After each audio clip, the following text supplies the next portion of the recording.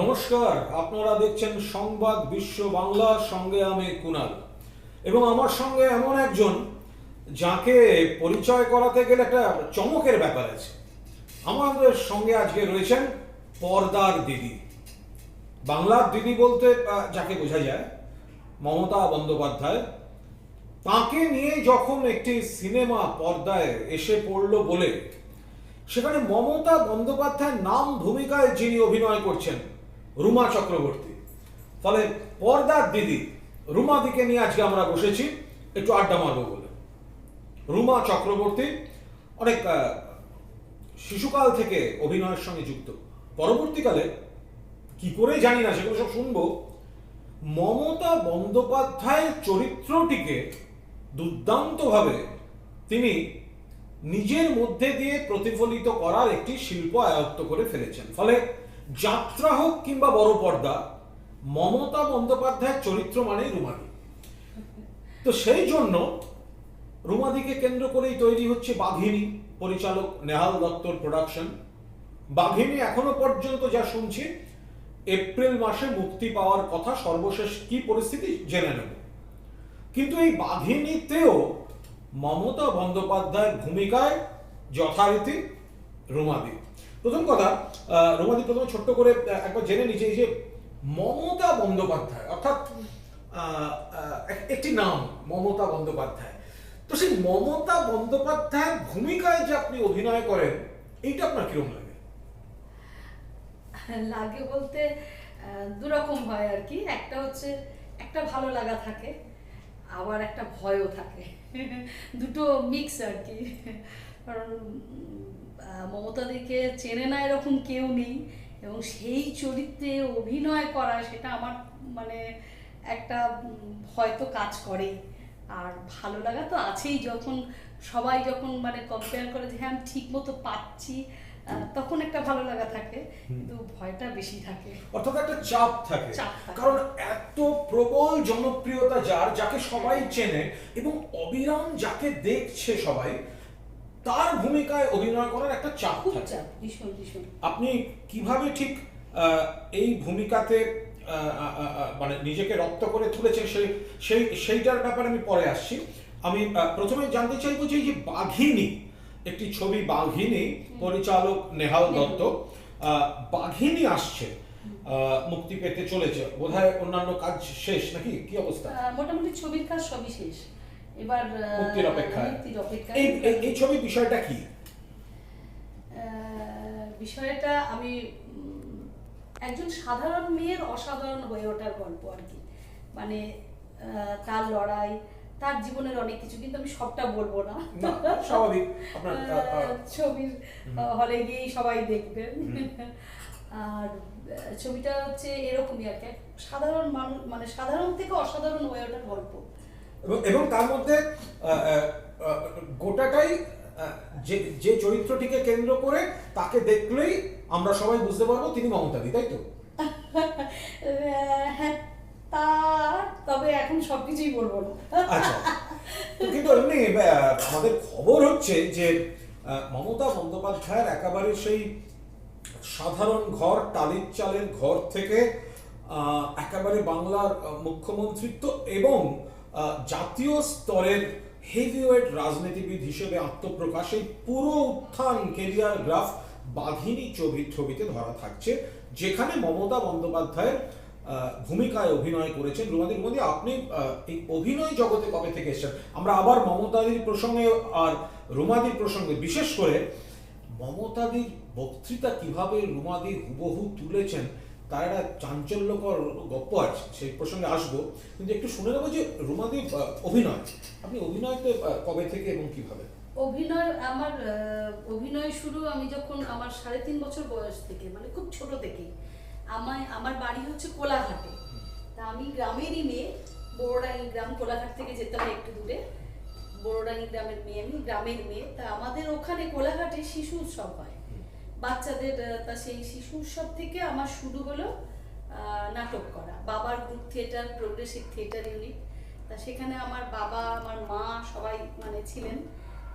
তো ওনারা যেভাবে আমাকে ছোটদের যেভাবে দেয় আর কি, ট্রেনিং দেয়, যেভাবে বলে দেয় সবকিছু সেইভাবে মঞ্চে করতে করতে, তো ওখানে যে বিভিন্ন রকমের যে নাটক কম্পিটিশন হয়, শিশু সব, কিশোর একাঙ্ক, তো এই নাটকে মানে আমার মানে 3.5 বছর থেকে যখন শুরু করলাম, তা প্রতি বছর ওই কম্পিটিশন শোগুলো হয় এবং সেখানে আমি বেস্ট অ্যাক্ট্রেসের পুরস্কার পাই, এই থেকে শুরু হলো। অর্থাৎ অভিনয়ের প্রতি ভালোবাসাটা একেবারে একেবারে আমি ছোট থেকে, আমি মানে এখন আমার কিছুই মনে পড়ে না কবে আমি ভালোবেসেছি বা কি। তো পাশাপাশি আরো একটা ছিল, সেটা হচ্ছে আমি ক্লাসিক্যাল ডান্সার, আমি নাচটাও করি। তো দুটোই ওই একসাথে আমার চলছে ওই ছোট থেকেই। তো তারপরে একাঙ্ক নাটক, সারা বাংলা একাঙ্ক নাটকে এলাম, আস্তে আস্তে বড় হচ্ছি, একাঙ্ক নাটকে এলাম এবং বাবার গ্রুপ থিয়েটারে বিভিন্ন জায়গায় শো করি এবং কম্পিটিশন শো বিভিন্ন জেলা স্তরে, রাজ্য স্তরে, তা সেখানে আমার পুরস্কার আসে বিভিন্ন জায়গায়। তো এরপরেই যখন আমি মানে আমার স্কুলিং মানে ক্লাস 6 এরকম, মানে খুব ছোট, তো তখন হঠাৎ একটি টেলিফিল্ম হবে বিদ্যাসাগরের পুত্রবধূ। আচ্ছা। তাতে পুত্রবধূর ভূমিকাতেই আমি অভিনয় করলাম এবং সেটাও কিন্তু খুব হ্যাঁ বৈপ্লবিক সিদ্ধান্ত এবং চরিত্র।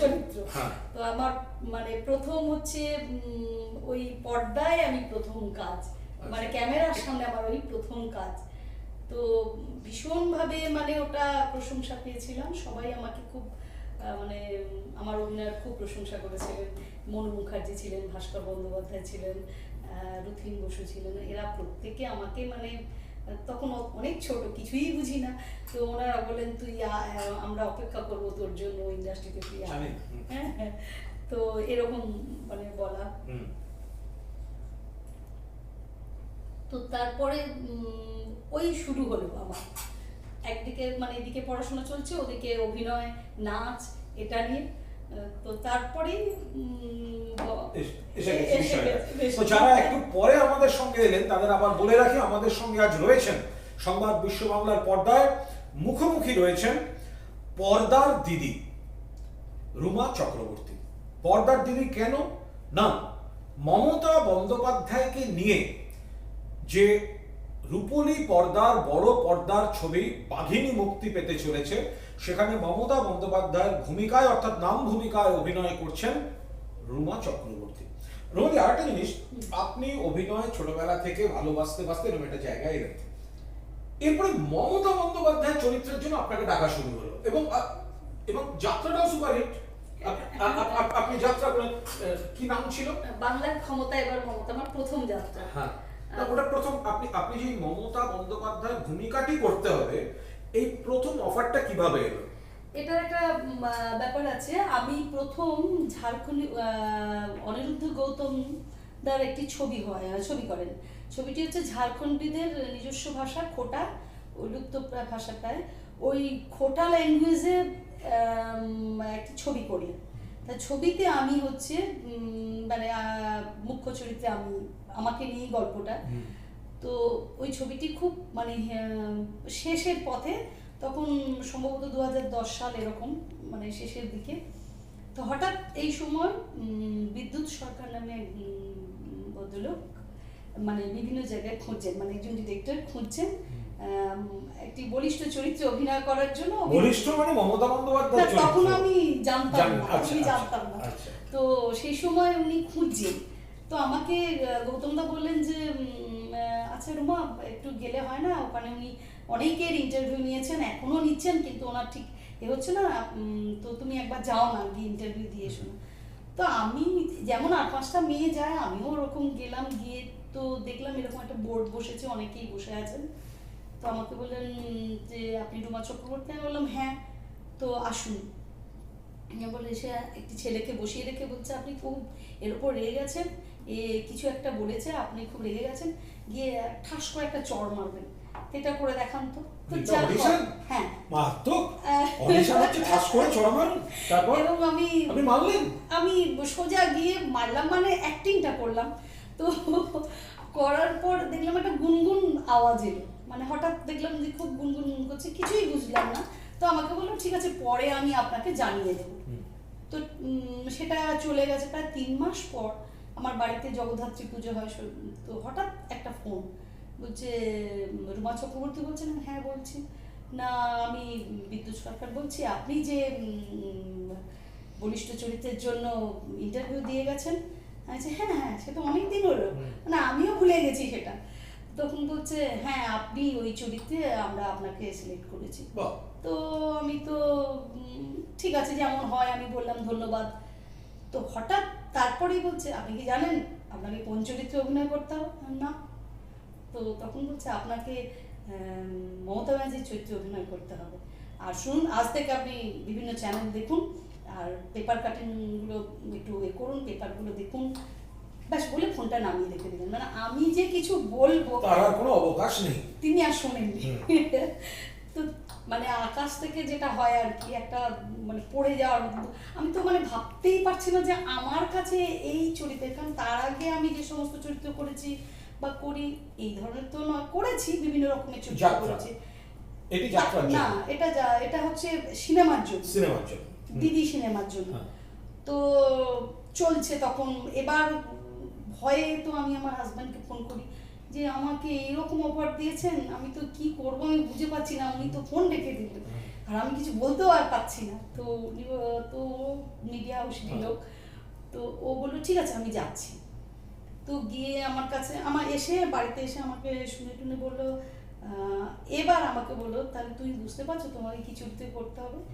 তো আস্তে আস্তে আমার সব গেটআপ টেটআপ সব কিছু বললো এগুলো আগে প্রথম এগুলো চেঞ্জ করো, কারণ পোশাক আশাক থেকে সমস্ত কিছু। আর বলছে ওর একটা শর্ত ছিল, সৌগত, আমার হাজব্যান্ডের নাম সৌগত, তো সৌগতের একটা শর্ত ছিল যে তুমি যদি মিমিক্রি করো তাহলে আমি এই চরিত্র করতে দেবো না। কারণ তখন উনি মুখ্যমন্ত্রী, তখন উনি রেলমন্ত্রী ছিলেন। তো তখন বলছি ওনার মতো ব্যক্তিত্বের চরিত্রে অভিনয় করতে হলে তোমাকে ওনার সম্পর্কে বিভিন্নভাবে রিসার্চ করতে হবে এবং সেটা আজ থেকে শুরু করো। তো আমি ওই প্রশ্নটা পরে আসবো যে কিভাবে আপনি মমতাদের মতো বর্ণময় চরিত্রকে, যে চরিত্রটার নানা ধরনের শেড আছে সেটাকে কিভাবে আপনি নিজের মধ্যে একজন শিল্পী হিসেবে নিলেন, সেই পার্টটা পরে আসবো। প্রথমে শুনে নিই এই এই এই এই প্রথম ছবি দিদি এবং পরবর্তীকালে যে যাত্রা, এর পাবলিক রিয়াকশন, আপনি যখন মঞ্চে আসছেন এবং ওই অভিনয়টা করছেন তখন মানুষের কিরকম রিয়াকশন দেখলেন? প্রথম কথা আমার যাত্রায় দিদিটা বন্ধ হয়ে যাওয়ার পর আমি মানে যাত্রায় হঠাৎ অফার পাই। তো তখন আমার তো অনুশীলনটা শুরু হয়ে গেছিল, অনেকটাই আমি নিজেকে তৈরি করছি। তো সেই সময় যাত্রার অফার। তো যাত্রা আমার না কোনো আইডিয়া ছিল না যাত্রা কি, আমি ভালোভাবে মানে পাড়ার যাত্রা দুটো একটা দেখেছি, কিন্তু সে অর্থে যাত্রা সম্পর্কে আমার কোনো মানে আইডিয়া ছিল না। একেবারে গ্রাম বাংলার ভরা পরিবেশে দাঁড়িয়ে যে কি করতে হবে আমি সেটা জানি না। তো আমার হাজব্যান্ডের সাথে আলোচনা করলাম, তা ও বললো দেখো ফিল্মটা তো তোমার হবেই, তা তুমি তার আগে এটা তো একটা বড় প্ল্যাটফর্ম পাচ্ছ, তুমি কতটা তৈরি হয়েছো তুমি তো তার ফিডব্যাকটা ফিরেই পাবে, তুমি এটাকে নাও। তো সেইভাবে এবার রিহার্সাল শুরু হলো। মানে যাত্রা তো প্রচুর ডায়লগ মুখস্থ করতে হয়। নাম কি ছিল? বাংলার ক্ষমতায় এবার মমতা, আনন্দবিনা অপেরা। তো তখন আমি তো রীতিমতো মানে ভীষণ মানে ভয়ও পাচ্ছি। এবং প্রথম শো যখন যাই মেদিনীপুরের একেবারে শেষ মানে একদম বর্ডারে, তো ওখানে গিয়ে দেখছি যাত্রা যখন মঞ্চে উঠেছি তখন দেখছি শুধু মানুষের মাথা হাউসফুল, এবং মানে আমার যাত্রা যে এই জায়গায় আমাকে নিয়ে যাবে আমার অভিনয়, আমি সে এত ভালো ফিডব্যাক পেলাম যে কি বলবো। মানে সে ওই যাত্রা পিরিয়ডটাই আমার একটা মানে বিরাট মানে অভিজ্ঞতা, বিশাল এবং শিল্পী হিসেবেও একটা অনেক কিছু পাওয়া। তো আপনাদের যারা এইমাত্র এসেছেন তাদের জানিয়ে রাখি, আমাদের সঙ্গে সংবাদ বিশ্ব বাংলা লাইভে এই মুহূর্তে রয়েছেন পর্দার দিদি রুমা চক্রবর্তী। মমতা বন্দ্যোপাধ্যায়কে নিয়ে যে সিনেমাটি আসতে চলেছে বাঘিনী, তাতে মমতা বন্দ্যোপাধ্যায়ের চরিত্রে অভিনয় করছেন রুমা চক্রবর্তী, এবং রুমাদির সঙ্গে আমরা একটু আড্ডা মারতে বসেছি। রুমাদি ওই প্রসঙ্গটায় ফিরে আসবো যে মমতা বন্দ্যোপাধ্যায় একেবারে গরিব ঘর, সাধারণ ঘর, টালির চাল, সেই ঘর থেকে একটা অদ্ভুত লড়াই নিয়ে এসে আজ বাংলার মসনদে এবং জাতীয় স্তরে একটি গুরুত্বপূর্ণ নাম এবং অনেক বড় দায়িত্বে আসতে পারেন, এরকম একটা পরিস্থিতির মুখে আমরা দাঁড়িয়ে। কিন্তু এই জার্নিটা নিশ্চয়ই সুখকর ছিল না, এবং এই ক্যারেক্টারটা তো নানা শেড আছে। একদিকে তিনি মেয়ে, মাকে আগলে রাখতেন, একদিকে তিনি দিদি, ভাই বোনদের নিয়ে থাকতেন, বড় করেছেন, একদিকে তিনি তার কেরিয়ারটা শুরু করছেন, চাকরি করছেন, সকালে হরিণঘাটার দুধের ডিপোয় কাজ করছেন, আবার কোথাও পড়াতে যাচ্ছেন, আবার সেখান থেকে দাঁড়িয়ে তিনি আইন অমান্যে যাচ্ছেন, রাজনৈতিক ময়দানে মার খাচ্ছেন। এই যে পুরো শেডটা, একটা তো হচ্ছে যে ওনার যে মমতাদি বললেই যেটা আসে, যে ধরনের পোশাক এবং বডি ল্যাঙ্গুয়েজ, আর দুই হচ্ছে জীবনের ঘাত প্রতিঘাত। এই গোটা ব্যাপারটাকে আপনি আপনার মধ্যে তুলে আনলেন কিভাবে? এটা এটা একটা বিরাট লং জার্নি একদম। তো এটা করা সত্যি খুব কঠিন কাজ, কারণ ওনার তো কি বলবো, অনেকগুলো সেটা আপনি তো বলেই দিলেন। তো আমাকে এর জন্য প্রথম বলি, আমার হাজব্যান্ড ও সব থেকে বেশি আমাকে হেল্প করেছিল। দেখতেন রেগুলার মমতা বন্দ্যোপাধ্যায়ের সব প্রোগ্রাম? প্রত্যেকটা প্রোগ্রাম আমি বিভিন্ন, এর জন্য মিডিয়া হাউসের কাছে আমি ঋণী। প্রত্যেকটি আমার বাড়িতে তখন আমার সকাল থেকে রাত্রি 3টে পর্যন্ত আমার টিভি চ্যানেলগুলো, সারাক্ষণ নিউজ চ্যানেলগুলো চলতো, যেখানে ওনার একটু কিছু পাচ্ছি সেটা। এবং বিভিন্ন পত্রপত্রিকা থেকে বিভিন্ন কাটিং, ওনার যে বিভিন্ন শেডের যে কোন অ্যাঙ্গেলে কি বলছেন সেগুলো কালেক্ট করা, এবং নিয়মিত আয়নার সামনে দাঁড়িয়ে দাঁড়িয়ে ওগুলো বলা। এবং ওনার প্রত্যেক মানুষেরই কিছু কিছু থাকে না, কি বলবো, তিনি কিভাবে কথা বলে, কিভাবে ম্যানারিজম, যেগুলো সবগুলোই আলাদা। আমি তো রুমা সম্পূর্ণ আলাদা একটা মহিলা, এবং আমার সবকিছু আচার আচরণ সবকিছু আলাদা। তো ওনাকে আগে দেখতাম, আমি ভাগ করতাম, বিভিন্ন ভাগে ওনাকে রাখতাম। এই কথাটা উনি কিভাবে বলেন, ওই কথাটা উনি কিভাবে করেন, এইগুলো আস্তে আস্তে ছোট ছোট নোট তৈরি করতাম। এটা আমার ছিল আমার নিজস্ব হোমওয়ার্ক। এবার হাঁটা, যেটা ছিল আমার পক্ষে সব থেকে কষ্ট হয়েছে, ওইটা রক্ত করা ভীষণ কষ্ট। আমার হাজব্যান্ড কি করতেন, ওই রোজ রাত্রি 1টা থেকে 1:30টার সময়, আমি বেলেঘাটায় থাকি, তো ওই বেলেঘাটা মেন রোডে ওই 1টা-1:30টার পর আমি হাঁটতে শুরু করি রাত্রে, এবং ওটা 3টে, 3:30 পর্যন্ত। কারণ ওই সময় একটা চুপচাপ থাকে, তো ওই সময় ভীষণ। আর ওই সেই বলে না, হেডমাস্টার মশাই ছড়ি হাতে নিয়ে ও ঠিক একটা রাস্তার এক কোনায় দাঁড়িয়ে থাকতো আর চিৎকার করতো ওখান থেকে, হচ্ছে না, এটা হবে না, এটা হচ্ছে না, এটা দিদি আসছে না, এরকম করে করে। তখন একটা জেদ, আমি ওটা করবই, আমি এটা করতে হবে, এটা হচ্ছে না, ঠিক আছে ওটা কাট করলাম। মনের ভেতরে একটা হোমওয়ার্ক হতো, লিখিত থাকতো। তারপরে এরকম তার পোশাক আশাক, চুল, আমার চুলগুলো বক্তৃতা করতে করতে মমতা বন্দ্যোপাধ্যায় যখন আঁচলটা ঠিক করেন কিংবা মুখ মোছেন, তারও একটা নিজস্ব ঘটনা আছে। হ্যাঁ, এই যে হাতটাকে উনি নেন, এইভাবে মোছেন, হ্যাঁ, হাতের আঙুলটা এইভাবে ধরেন। আমি প্র্যাকটিস করে করে এই আঙুলটা আমার প্রায় বেঁকেই গেছে, কারণ দিদির যতগুলো ছবি থাকে সাধারণত এরকম আঙুলটা থাকে। এইগুলো আমাকে ভীষণ অনুশীলন করতে হয়েছে, এবং করা হাঁটা এখনো পর্যন্ত করি, কারণ উনি তো চলমান, উনি সবসময় নিজেকে পরিবর্তন করছেন, এবং সেটা আমাকে অনুশীলন করতে হচ্ছে। আমার কাজটা বেশি চাপের। এই ছবিটি যখন করলেন, আমি ছবির বিস্তারিততে যাব না, যে ছবি চলাকালীন যে মমতা বন্দ্যোপাধ্যায়কে কেন্দ্র করে যে সমস্ত ঘটনাগুলি, সেগুলো যখন ফুটিয়ে তুললেন, ওইরকম যেটুকু বলা যায়, আমি দর্শকদের ছবির প্রতি পূর্ণ আগ্রহ জাগিয়ে রেখে বলছি যে এরকম শুটিং এর একটু অভিজ্ঞতা শুনতে চাই, যে কিভাবে আপনি সেই সময়গুলো পারফর্ম করেছেন। শুটিং এর অভিজ্ঞতাটা খুব সুন্দর। পরবর্তী দিদি বন্ধ হয়ে যাওয়ার পর, আমি যাত্রার পর আমি অফার পাই নেহালদার কাছ থেকে, নেহাল দত্তর কাছ থেকে, যে আমি বাঘিনী ছবি করবো। তো ঠিক আছে, আমার তো ওটা চলছে। তো ফিল্ম কিন্তু সম্পূর্ণ আলাদা, কারণ যাত্রা আলাদা, মিডিয়া একদম আরো অনেক সূক্ষ্ম অভিনয় করতে হয়, এবং এর অভিজ্ঞতাটা ভীষণ ভালো।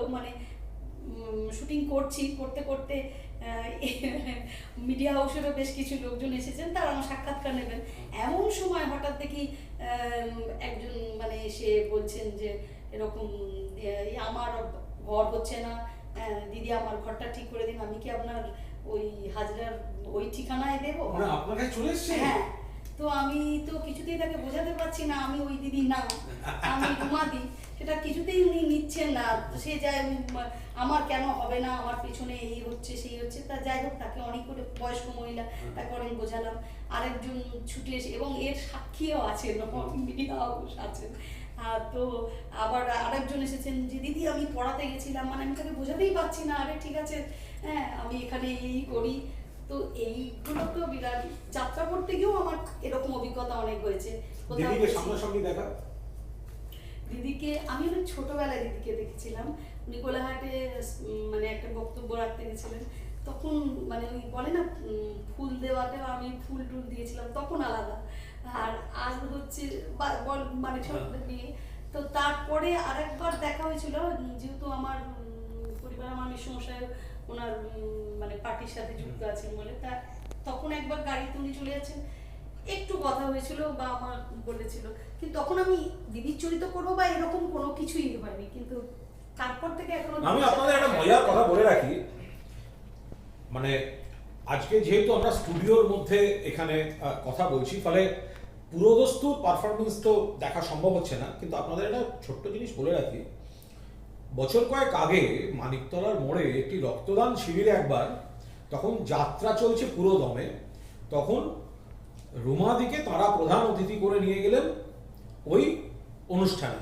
ঘটনাচক্রে সেখানে আমি গিয়ে পৌঁছেছি, এবং রুমাদের যা বক্তৃতা, হুবহু মমতা বন্দ্যোপাধ্যায়ের হাঁটা চলা কথা এবং কণ্ঠস্বরের যে বৈচিত্র্য সেটা তিনি আনছেন। পুলিশের দৌড়ঝাঁপ শুরু হয়ে গেল, মনে আছে? পুলিশ বাস দাঁড়িয়ে গিয়ে দূর থেকে লোকে ছুটে এসে যে দিদি এসছেন। ফলে এতটাই একজন শিল্পী হিসেবে, দেখুন চারপাশে এমন অনেক সিনেমা হয়েছে বা হয় যেখানে কোনো না কোনো বিশিষ্ট ব্যক্তির চরিত্রে কেউ অভিনয় করেন, এখনো মহালয়া চলছে। কিন্তু আমার মনে হয় সকলকে বা সকল শিল্পীকে আমি পূর্ণ সম্মান জানিয়ে বলছি, সকলের কাজই কঠিন, কিন্তু মমতা বন্দ্যোপাধ্যায়ের মতো একজন একটি চরিত্রকে নিয়ে, এরকম একজন মানুষকে নিয়ে একজন শিল্পী তার চরিত্র অভিনয় করা, এর থেকে কঠিন বোধহয় মানে এটা খুব কঠিন কাজ, খুব কঠিন কাজ। তো আমি একটু দর্শকদের জন্য খানিকটা ঝলক শুনবো, যে আপনার ধরা যাক আপনি সামনে এটা মঞ্চ এবং সামনে একটা জনতা রয়েছে, তো একটুখানি বক্তৃতাটা শুনে। যাত্রার একটা স্পিচ দিয়েছিলাম, ওটা আমি একটু বলতে দাঁড়াতে পারেন না একটু, তাহলে আমাদের ক্যামেরাকে একটু সময় দিতে হবে। না না, আপনি দাঁড়াতে পারেন, তাহলে জিনিসটা ভালো, সবাই বুঝতেই পারছেন যে একটু ক্যামেরাটা নড়াচড়া হবে, সবাই বুঝতে পারছেন, কারণ দিদি দাঁড়িয়ে বললে বোধহয় ভালো হয়। শুনবো, আপনি ওটা। আপনারা সবাই ভালো থাকুন। আজ আমরা এখানে গণহত্যার বিচার চাইবার জন্য ওই নন্দীগ্রাম থেকে নেতাই, শিমুর থেকে নেতাই, আরামবাগ থেকে নেতাই, খানাকুল থেকে নেতাই, শাসন থেকে নেতাই, যেখানে যেখানে ওই বিরোধী পার্টি গণহত্যা চালিয়েছে এবং মানুষের উপর অত্যাচার করেছে, সেই সমস্ত গণহত্যার বিচার চাইবার জন্য আজ আমরা এখানে উপস্থিত হয়েছি। আমরা দুঃখের সাথে লক্ষ্য করেছি, আজ এতগুলো বছর ওই বিরোধী পার্টি কোনো গণহত্যার বিচার করেনি। তাপসী মল্লিকের বিচার হয়নি, হৃদয়ের বিচার হয়নি, শাসনের বিচার হয়নি, গোঘাটের বিচার হয়নি, মঙ্গলগড়ের বিচার হয়নি, ঘোষাডাঙ্গার বিচার হয়নি, কোথাও কোনো গণহত্যার বিচার হয়নি। বিচারের বাণী নীরবে নিভৃতে কেঁদেছে। তাহলে এতগুলো বছর ওরা কি করলো? কিছুই করেনি বন্ধু, কোনো ডেভেলপমেন্ট প্রজেক্ট নেই। ধন্যবাদ। দারুণ দারুণ। অর্থাৎ আপনি তাহলে তো এই যে ওনার ভাষণের যে কয়েনেজ হলো, এই যে শিমুর থেকে নন্দীগ্রাম, আরামবাগ থেকে নেতাই, মানে এইগুলোকেও তো আপনাকে সমস্তটা রপ্ত করতে হয়েছে। মানে ওনার বক্তৃতাটা ইটসেলফ ওয়াজ এ স্ক্রিপ্ট। হ্যাঁ, মানে ওই সংলাপটাও তো আপনাকে মুখস্থ করতে হচ্ছে। হ্যাঁ সব, মানে যাত্রায় যেমন ধরুন 18টা সিন থাকলে 16টা আমার, মানে আমার 3টে ফাইল ছিল এরকম মুখস্থ করতে হতো। মাস্টার ডিগ্রির সময় বোধহয় এত করতে হয়নি আমার, প্রচুর পড়াশোনা করতে হয়েছে ওনাকে নিয়ে। আমি অনেকটা একটা রিসার্চ ওয়ার্ক অ্যাকচুয়ালি হয় না, কারণ মিমিক্রি করে হয় না। না না ওনাকে রিয়েলাইজ করতে হবে উনি কোন প্রসঙ্গে কোন কথা বলছেন, কারণ এত বড় ব্যক্তিত্ব যাকে সারা পৃথিবীর লোক চেনে, একটা বাচ্চা ছেলে সেও চেনে, যে ছবি দেখলেই বলে, তো সেই চরিত্রে করা একজন শিল্পীর তাকে অনেক অনেক ওয়ার্ক করতে হয়, অনেক হোমওয়ার্ক করতে হয়, এবং অনেক কিছুর দিকে খেয়াল রাখতে হয়, এবং রাজনীতির ব্যাপারটাতেও অনেকটা মানে বুঝতে হয় কোন পরিবেশের উপর উনি কিভাবে বলছেন, কেন বলছেন। অসৎ প্রেক্ষিতগুলো সময়ের সঙ্গে তো একটু পাল্টাতে, হ্যাঁ পাল্টাতে হচ্ছে প্রতি মুহূর্তে। এখন ওনার হাঁটা চলা আলাদা, তখনের ছিল। আমার সিনেমায় এটাই আমার পক্ষে খুব আরো বেশি কষ্ট হয়েছে, এই সময়, হ্যাঁ এই যে সময়টা ওনার আগের সময়ে ওই একটু কম বয়স এবং ভূমিকা এবং তার থেকেও বড় জিনিস ফিগার ব্যাপারটা, তখন উনি কিরকম ছিলেন। আমার মানে ছবিতে মানে মুখ্যমন্ত্রী হওয়ার আগে উনি কি ছিলেন, মুখ্যমন্ত্রী হওয়াকালীন কি ছিলেন, তারও আগে কিরকম, মানে সবটা ধরে নিজেকে করা। ফিল্মের আলোটা চেষ্টা করেছি। তো আমাদের সঙ্গে আজকে ছিলেন অভিনেত্রী রুমা চক্রবর্তী। রুমা চক্রবর্তী পর্দার দিদি এই কারণ মমতা বন্দ্যোপাধ্যায়ের জীবনকে কেন্দ্র করে একটি বাংলা ছবি মুক্তি পেতে চলেছে, যার নাম বাঘিনী। এই বাঘিনী ছবিতে মমতা বন্দ্যোপাধ্যায়ের চরিত্রে যিনি অভিনয় করছেন তিনি রুমা চক্রবর্তী।